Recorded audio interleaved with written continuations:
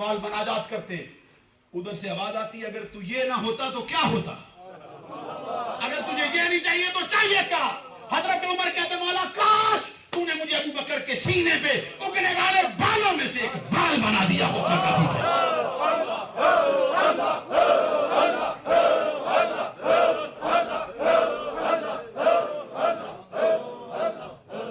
عزیزان گرامی قدر میں جو بات عرض کر رہا تھا حضرت عائشہ صدیقہ, توجہ ہے نا, سبحان اللہ کہیے نہ جا کر.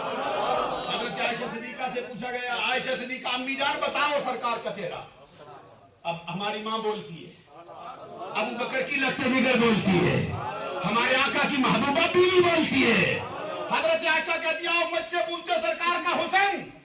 کہتی لبانی زلیخا لو رئین جبینہ لأثرنا بقطع القلوب علی الید. ارے مصر کی عورتوں نے حسن یوسف دیکھا, انگلیاں کاٹ دی تھی. خدا کی قسم اگر آمینہ کے لال کے چہرے کا حسن دیکھ لیتی اپنے کلیجے کاٹ کے باہر رکھ دیتی.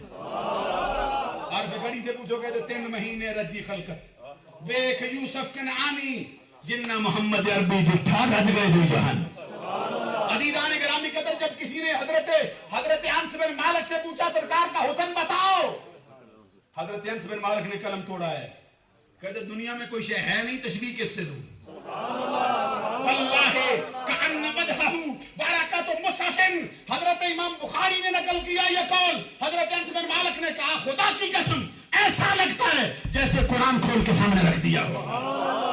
حضرت علی سے پوچھا بتاؤ, کہتے لا مثلہ ولا بعدہ ولا قبلہ.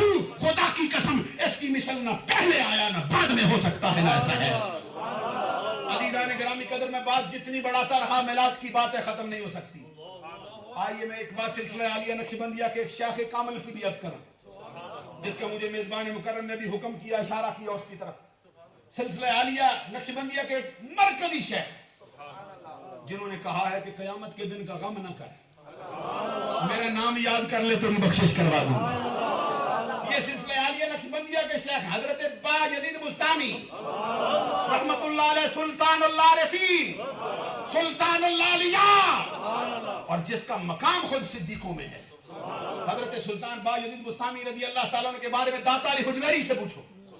کہتے ہمارے پیر جنید بغدادی فرماتے ہیں با یزید ہمارے درمیان ایسے ہے جیسے فرشتوں کے درمیان جبریل ہے. یہ با یزید بستامی اس مرتبے کی ہستی کا نام ہے جس کے بارے میں داتا صاحب فرماتے ہیں ہمارے درمیان ایسے جیسے پرندوں کے درمیان شہباز ہوا کرتا ہے. حضرت با یزید بستامی رضی اللہ تعالیٰ عنہ اس ہستی کا نام ہے جن کے مرید نے ایک مرتبہ خواب دیکھا, اور خواب میں دیکھتا کیا رب کا عرش کندھے پہ اٹھا رکھا ہے, رب کے عرش کو اٹھا کے چل رہا ہے. نقشبندیوں تمہیں مبارک. اس طرح کے مشائخ اکٹھے ہو گئے. مجدد الفسانی جیسا کون ہے, شیخ نقشبندی بہاؤالدین بخاری جیسا کون ہے, ارے خواجہ باقی بھی جیسا کون ہے, ارے ہستیوں کے نام کیا کہوں ابھی جو ماضی قریب میں گزرے ہیں, خواجہ محمد اسلم جیسا کون ہے, صوفی نواب جیسا کون ہے.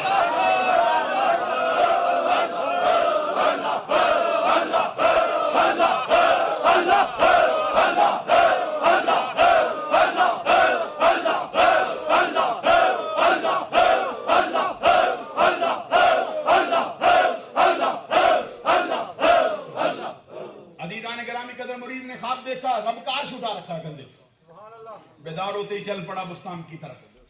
پیر و مرشد سے اس کی تعبیر پوچھتے ہیں. ادھر شہر میں داخل ہوتا ہے, ادھر ان کے پیر و مرشد کا جنازہ جائے. پتہ چلتا ہے ان کے جنازے بھی جائیں تو پھر بھی زندہ ہی ہوا کرتی ہیں. اب وہ سوچ میں پڑ گیا کہ میرے لیے 2 غم ہیں, لوگوں کے لیے ایک ہے. میرا ایک غم یہ خواب کی تعبیر کوئی نہیں سے بیان کر سکتا. کہتے اسی 1.5 پن میں ایک کونے پہ کھڑا تھا, دل میں خیال آیا آگے بڑھ کندھا تو دے جنازے کو, پھر بات آگے ہو جائے گی. کہتے جیسے ہی میں نے کندھا دیا دل میں وہی خیال تھے کہ رب کا عرش اٹھایا, تعبیر کیا ہے. کہتے سوچتا جا رہا تھا, اچانک آپ کا ہاتھ کفن سے باہر آیا, میرے کندھے سے پکڑ کے جھنجھوڑ کے کہتے ہیں ارے ناسمجھ, جو خواب دیکھا تو اس کی تعبیر یہی ہے جو آج اٹھا کے جا. یہ حضرت با یزید بستامی لا الہ الا اللہ کی جو ضرب لگاتے ہیں نا, یہ سلسلہ عالیہ نقشبندیہ کے مشائخ کا یہ ترہ امتیاز ہے. اور ان کی یہ ضرب لگ جائے نا جس کے سینے پہ, फिर कुफर वहां से डेरे उठा जाता है। हजरत बायजीद बुस्तामी रज़ी अल्लाह ताला अन्हु के बारे में ये बड़े बड़े उलमा ने अपनी किताबों में लिखा है। फरमाते एक मर्तबा आपका मुनाजरा एक ईसाई राहब से हो गया। वो ईसाई राहब जिसकी शागिर्दी में 500 ईसाई आलिम दीन रहते थे, वो अपने कलीसा में बैठा है। हजरत बायजीद बुस्तामी फरमाते हैं मुझे कान में आवाज आई, उठ फला कलीसा में जा, बेस बदल कर देख क्या होता है। फरमाते जब मैं वहां पहुंचा ना, देखता हूं उनका बड़ा राहब जो है वो कुर्सी पे बैठा है सदारत पे, 500 ईसाई आलिम दीन उसके शागिर्द खिदमत गुजार बनकर कलम लेकर कागज लेकर सामने बैठे हुए। वक्त हो चुका है, क्लास का उस्ताद पढ़ाना चाहता है लेकिन अपनी क्लास का आगाज नहीं करता। एक मुरीद उठ के कहता है, पीर मुर्शिद उस्ताद मोहतरम वक्त हो गया, शुरू क्यों नहीं करते? कहते शुरू करना तो चाहता हूं लेकिन आज एक बंदा और है जो बैठ गया है इधर। तो कहते कौन बैठा? कहते आज हम ईसाइयों के दरमियान एक मोहम्मदी भी आगे बैठ गया है। अरे वो मोहम्मदी खाली बायजीद मोहम्मदी नहीं, खुदा की कसम जितने उसके मुरीद हैं सारे मोहम्मदी बना गए। ऐसे ही फना फिर रसूल का लक़ब इनको दिया जा रहा। ये बायजीद का फेल है जो आज भी चल रहा। मेरी जुबान पर भी ये जुमला बार बार जारी होता था कि असलमी भी कह जाऊं, मोहम्मदी भी कह जाऊं।